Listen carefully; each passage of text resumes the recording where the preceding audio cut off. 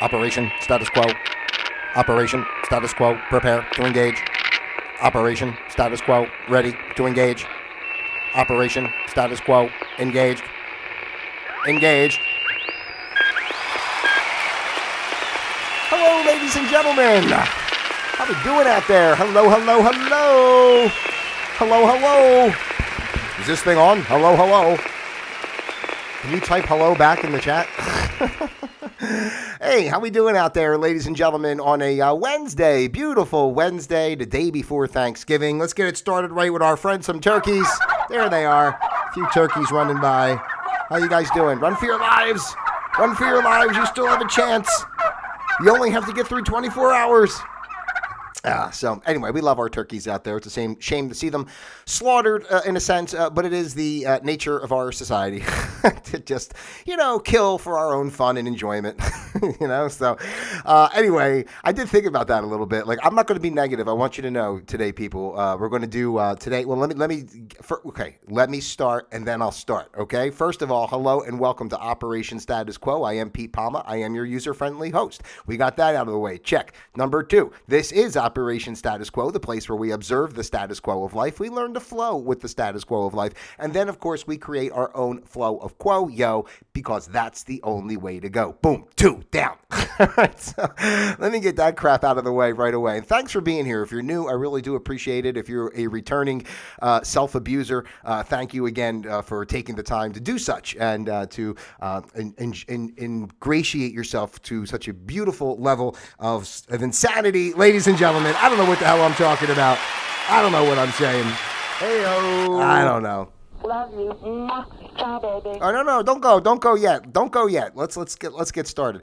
So anyway, long story short, hello and welcome again. Thanksgiving is coming up tomorrow, ladies and gentlemen, and generally, because how we talk here on Operation Status Quo, and we're always kind of observing what's going on in the world, and we're kind of like poking holes in all the nonsense, just trying to be aware and realize whatever we can to help us get through our days and live our best lives. You know what I mean? Without fear and without being under, the stranglehold of some sort of malicious government or whatever powers that be that create all the turmoil that's in the world. But Thanksgiving, to me, I love Thanksgiving. It's like one of my favorite holidays. And a lot of times I would talk about of course what happened with the Native Americans and such. I mean, we came here for freedom and slaughtered them. I don't understand exactly. I wasn't there. Maybe the Indians were being rude.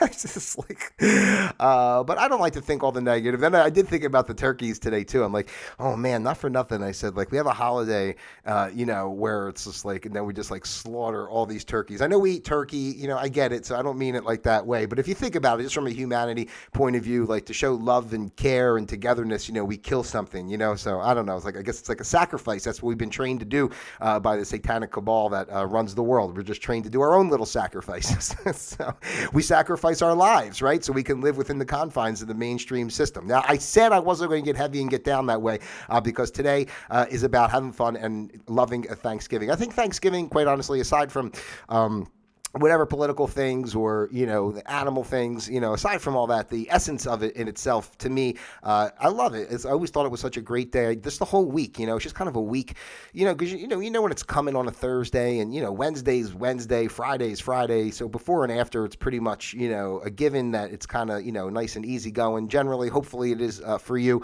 And even Monday and Tuesday, basically, it's kind of like a wash that week, because everybody is geared up for their Thanksgiving celebration. It's a beautiful time, and then of course it leads right into the Christmas season. So it's very festive, and I love it because, and I've said this before, of just the idea that people just get together and enjoy a nice meal with your family and friends or whatever you're doing, and it's not all about gifts and all the other extras, lights all over the house, decorating. Not that decorating's bad. I love decorating. I'm just trying to say it's simple. It's a simple time when people can just get together, be together, and enjoy a beautiful holiday together. So I think it's a very underrated holiday, because I guess the only thing beneath it is like Arbor Day or something that nobody really cares.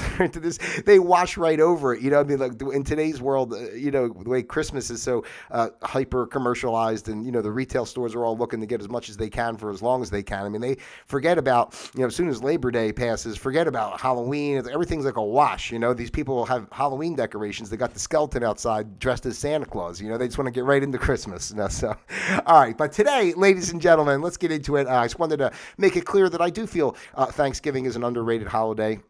Kind of unappreciated, and really it serves a great purpose of, some togetherness and quiet. I think so personally. I've always loved it. It's my favorite holiday of the year, to be honest. So aside from my birthday, which is my own holiday, and that's my own thing.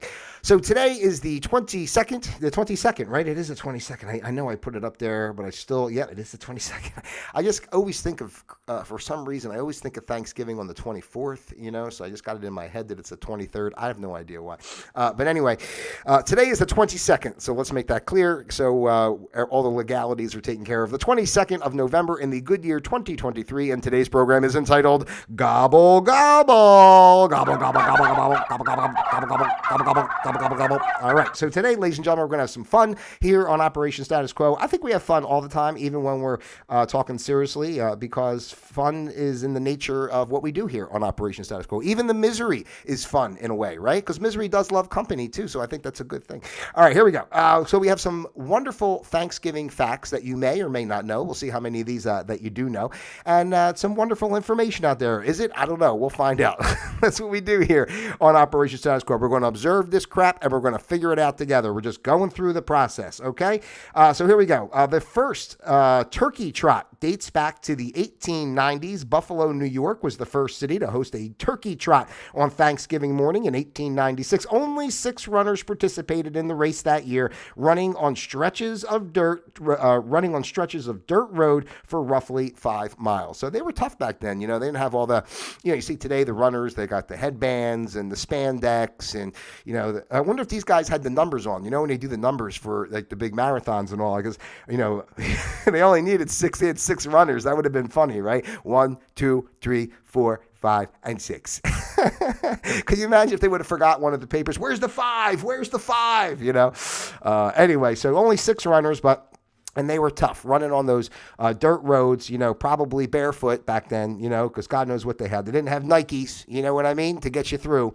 All right, so Thanksgiving was originally celebrated in mid-October. Did you know that? I didn't know that. How about that? The first Thanksgiving celebration wasn't in November at all. In fact, some historians suggest it was held in mid-October, similar to the present-day Canadian Thanksgiving. It was President Lincoln who set the November date in order to coincide with the Pilgrims landing on Plymouth Rock. See, that's what's interesting about these things. Like, we always put all that together, right? Like, oh, the Pilgrims, landed, and they had, they were welcomed by the Indians and had a nice meal together and all that. But really, it wasn't that way. Well, maybe it was that way, but it wasn't in November. But it's just, again, this is like how we talk about here on Operation Status Quo. Not about getting crazy and saying things right, wrong, good, or bad, but just little things like this kind of twist perception, right? And like people don't always know the whole story of how things actually work. We just figure that it's always been that way, right? This is how this holiday's always been celebrated. This is what it always is, and this is the parameters in which it exists, But really, mid-October, so they can move anything to any time, just like they did with Jesus and his birthday. He's not born on December 25th. I mean, actually, December 25th is more of a satanic holiday, so that's why they inverted it. And, anyway, that's a whole nother story. I always thought Jesus was born in April, but I have seen some information recently that actually he was born on 9/11, which is another reason why they did the stuff they did with the towers and 9/11 as a symbol to try to bring down Jesus. So we could talk about that maybe during Christmas time, if I remember. I'll bring it back up again. Pumpkin pie isn't actually Thanksgiving's favorite pie. Oh my goodness. No, according to research, apple pie is the favorite amongst Americans, with pumpkin pie coming in second place. So there you go. What's your favorite pie? Put it in the chat. Let me know. I would love to know what your favorite pie is out there. For me personally, it's not pumpkin or apple. It's blueberry. And I did get myself a little blueberry pie for my little personal Thanksgiving feast tomorrow, which I'm going to enjoy very much. Anyway, female turkeys don't gobble. They don't gobble. So here we go. It's just a bunch of guys, making a bunch of noise. Come on, you guys. Chill out over there, will you? Enough's enough. Just quiet down, would you? So female turkeys don't gobble. Only male turkeys make the well-known gobble gobble sound that has come to be associated with the holiday. In fact, male turkeys even known as they are even known as gobblers. They are gobblers because they gobble. Females make other noises such as purring and cackling. They purr. I guess they when Thanksgiving comes, they start purring and disguise themselves as a cat. This way they don't get eaten, right? Do they eat the female turkeys, or is it only the males that are sent to the slaughter? I'm not sure how that works. The first Thanksgiving was actually a 3-day festival. The first Thanksgiving was celebrated in 1621 as a harvest festival. It included 50 pilgrims and 90 of the local Indians, and it lasted for 3 days. Historians believe that only 5 women were present. Now, that doesn't sound like very much fun, right? I'm just saying it's nice to have some ladies around. You're having a good time. Maybe have a couple drinks. You never know. You might, be able to mosey over to a stack of hay or something and have a good time. Now, if I wanted to be like sexist and like really that kind of way or misogynistic in any type of way, I can say, well, 5 women, how were they able to cook for 50 pilgrims and 90 Indians? I mean, how were they able to make all this food? 5 women were able to cook food for 140 people? Amazing. Heyo. And they had to clean up after too, right? They clean up all the dishes. I'm just kidding. I'm hopefully they all work together, I'm definitely not that way. I love cooking personally, so if need be, in a pinch, I'd be happy to put on a dress and make some food for people. All right. The tradition of football on Thanksgiving was started by college teams. The tradition of football on Thanksgiving began in 1876 with a game between Yale and Princeton. The first NFL games were played on Thanksgiving in 1920. They could have more information on that coming up, so we'll get back to that. But it's started with Yale and Princeton on Thanksgiving. The college teams were the initiators of the football tradition that we hold so dearly today.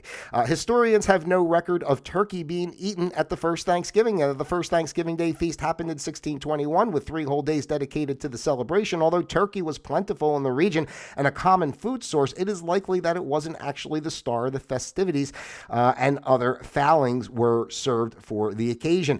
Instead, ducks, geese, and swans are believed to have been served to the English settlers and Native Americans. So there you go. No turkeys on Thanksgiving. I mean, how can you prove it? How do you know? I mean, how can they say historians have no record of turkey being? I mean, do you have the bones? Do you have to go through the fecal matter of the people that ate that day to see what came out the other end? I mean, how do you know what they ate? Like, I'm just trying to say no record. Like, do you think they thought we better write this down so 100 years from now, 200, 300 years from now, people know that we ate turkey on the first Thanksgiving. I don't think they were thinking that, But the poor swans, I didn't know they eat swans, poor thing, little swans.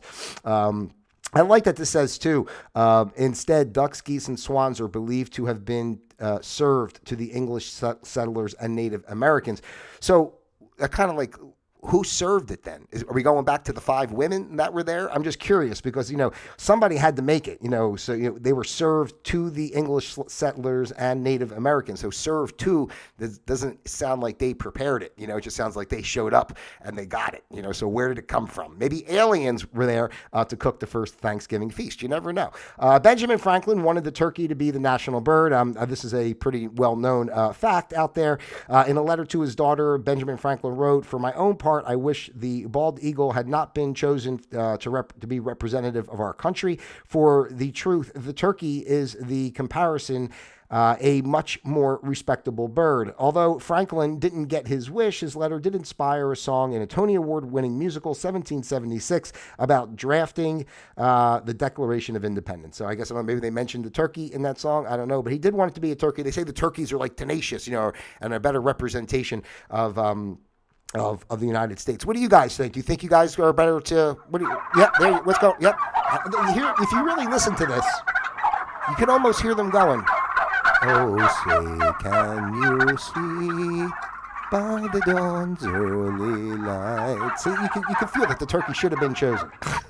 The first Macy's Thanksgiving Day Parade, ladies and gentlemen, featured Central Park Zoo animals. That sounds very nice. Held in 1924, the first parade included monkeys, bears, camels, and elephants. Oh my! Borrowed from the Central Park Zoo instead of traditional character balloons that we know today. So it's actually, isn't that like kind of better to use the animals instead of all these plastic pyrotechnics and cumbersome devices and balloons and such that can potentially cause harm and damage, unless the bear gets loose and eats somebody in the crowd. I don't know. But, it just seems like it'd be more enjoyable instead of seeing like a float, to actually see a real animal. But I guess if you want to see that, you go to the zoo. That's why they have the zoo. The parade's something else. So maybe I'm way off base. Or the circus you go to, you can see how the elephants and the tigers are tortured. Snoopy has made the most appearances of any balloon in the Macy's Thanksgiving Day Parade. Does it say how many times? But 39 appearances on and off through 2015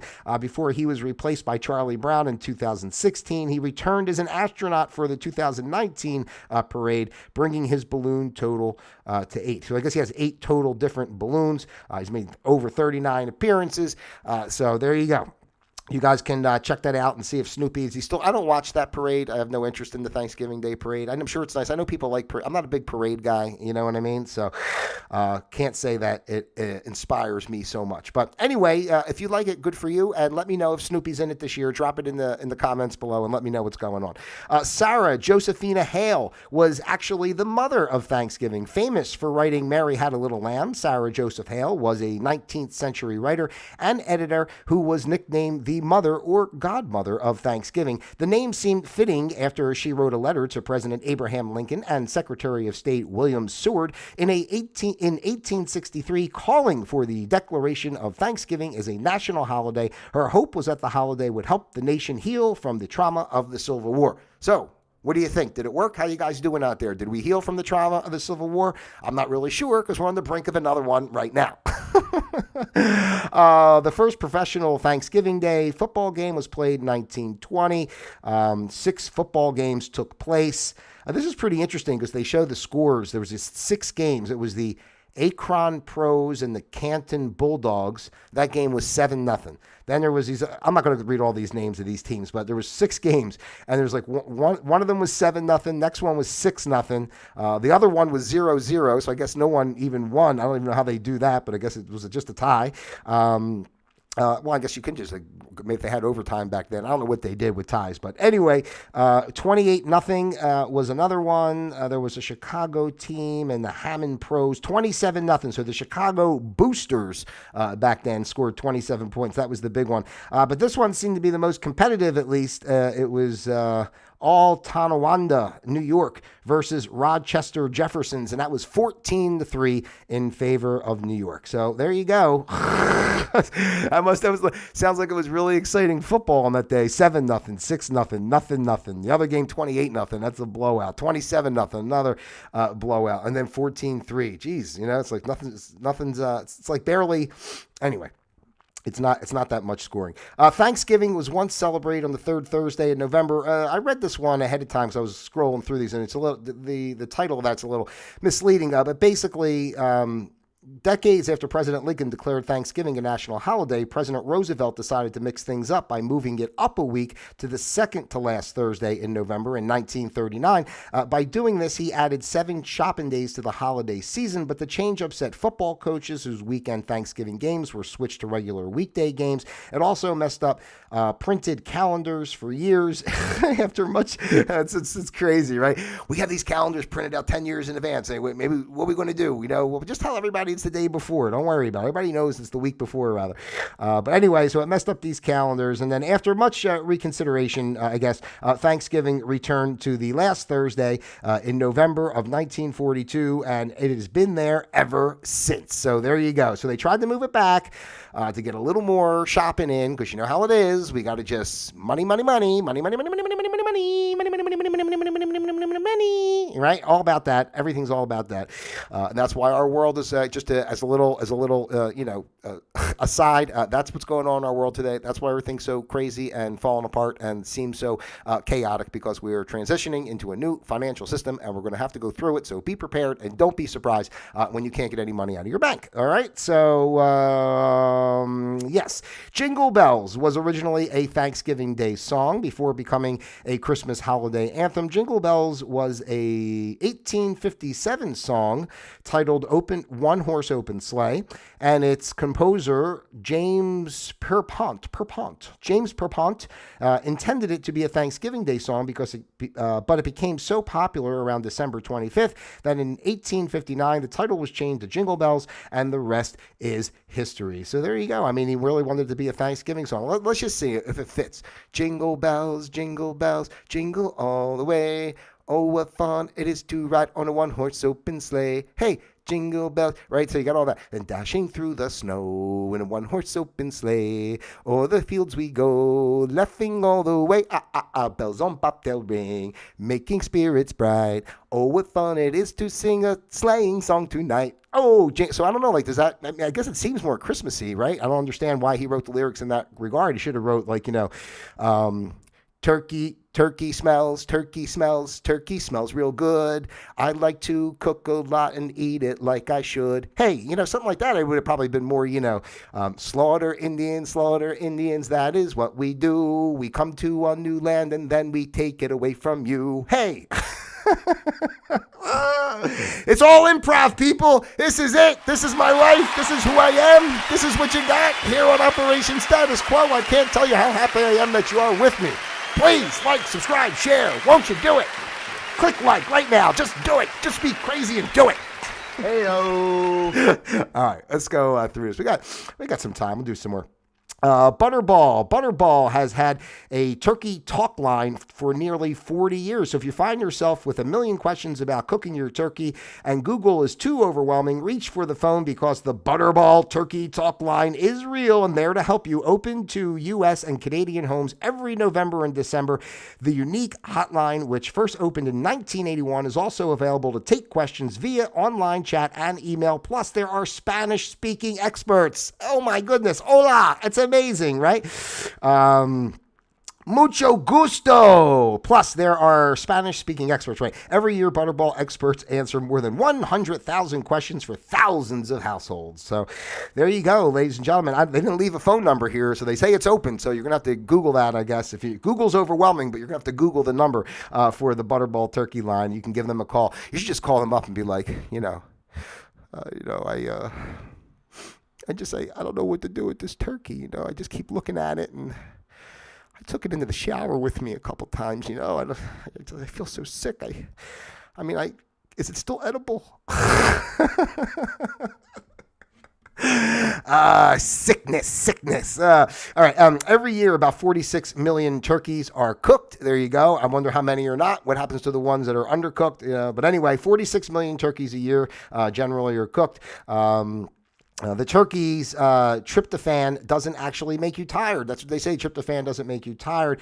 But the holiday bird isn't actually to blame for you feeling tired with the tryptophan. It's not the tryptophan. The reason you can't imagine doing anything else but watching football on the couch is because you overate. I mean, like, no kidding. It's not like you ate some turkey and it put you to sleep, right? I mean, let's be real. You're eating like a pound of stuffing, potatoes, bread. I mean, cranberry sauce. I mean, whatever the hell. Casseroles, whatever people are bringing and making. It's like, it's not like you eat like 10 pounds of carbs and then you eat like a little hunk of turkey. You're like, oh my God, I'm feeling so tired. Yeah, it's the same way you feel when you guzzle down a whole pizza, So I always thought that was funny.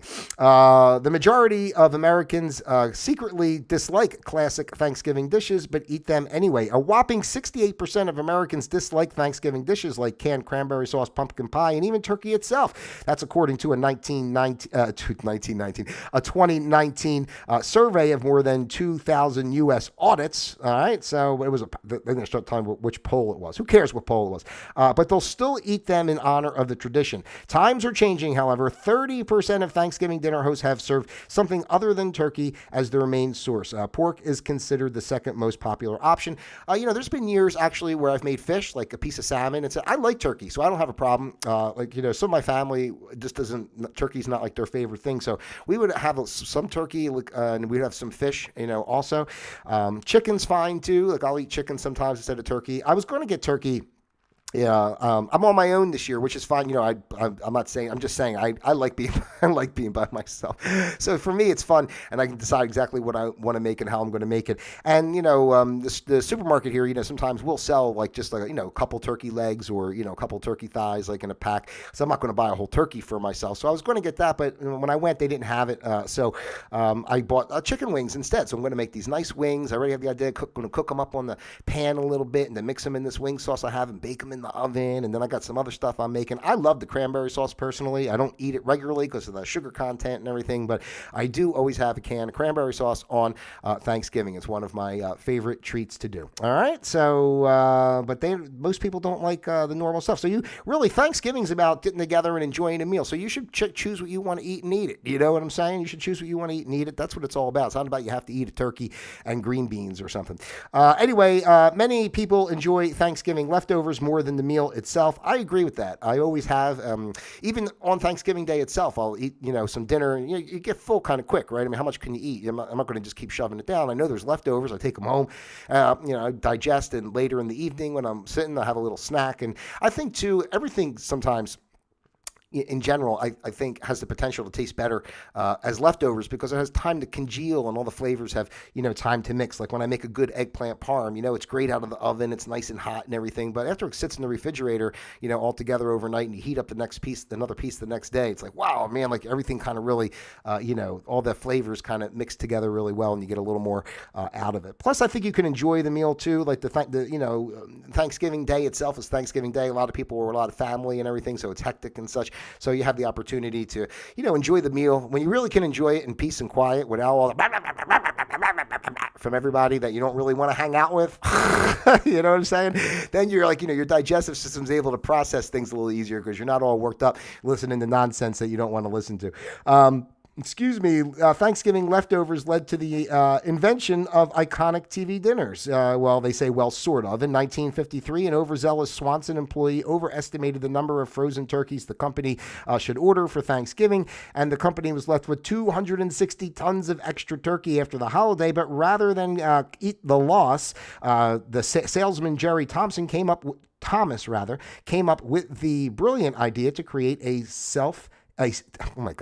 came up with the brilliant idea to create and sell individual turkey dinners complete with cornbread dressing, gravy, peas, sweet potatoes on reheatable trays, just like the airline meals. So each feast cost a grand total of 98 cents, and by the end of 1954, Swanson had sold 10 million frozen turkey meals, and the TV dinner industry was born. How about that? So Thanksgiving, the gluttony of Thanksgiving led to the gluttony of TV meals, where you just, the infusion of processed food, into America.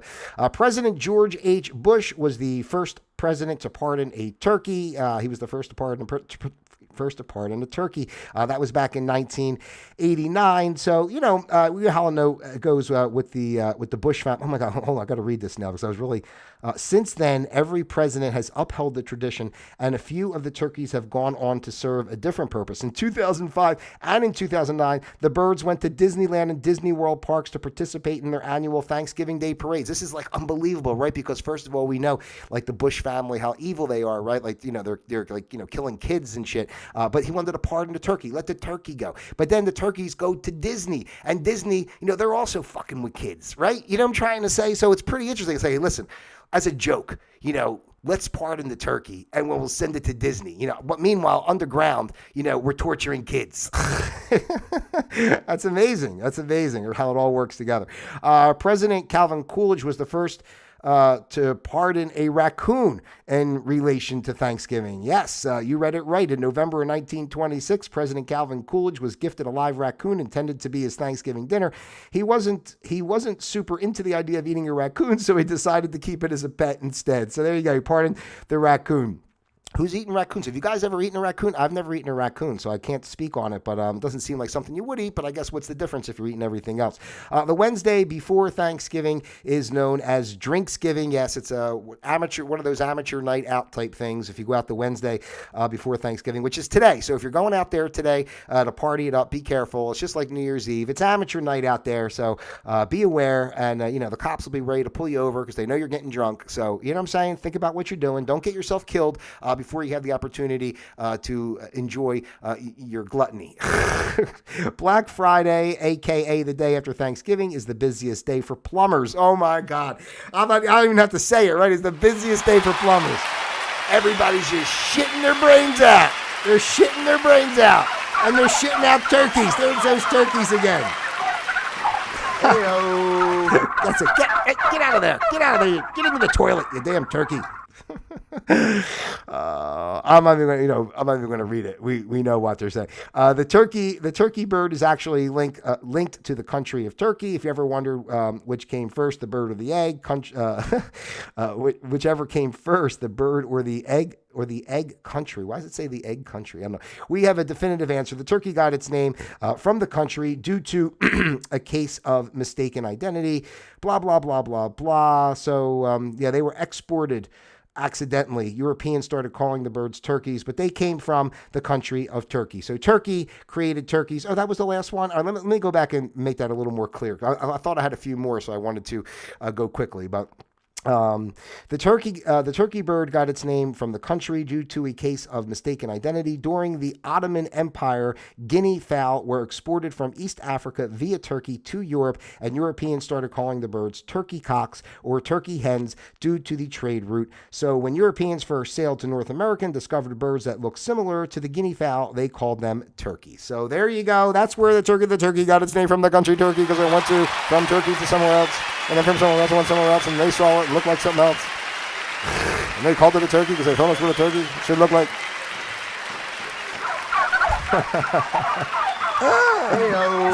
Oh my gosh. Did you guys have fun? That was fun. That was really fun. I had a good time with that one. I hope you guys had fun too. I'm so excited. I love Thanksgiving. I really wish all you guys the best out there. I hope you're, if you don't, I'm probably going to drop in tomorrow just to say happy Thanksgiving, a short one, just pop on and talk for a few like I do. But if not, I think I will. But if not, happy Thanksgiving. And, I wish all you guys the best out there. And like I say all the time, just stay positive. Our world seems so chaotic, but we have the power to live the lives we want to live, and all we have to do is make the choice, to empower ourselves and not be in fear. So, go out there tomorrow and enjoy your holiday, and the whole holiday season. Just stay positive and keep on trucking. Good things are coming.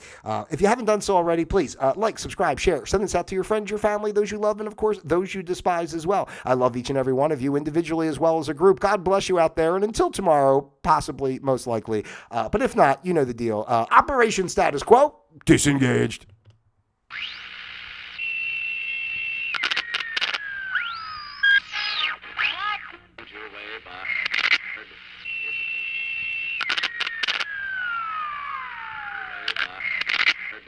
Is a boulevard of 10 short blocks.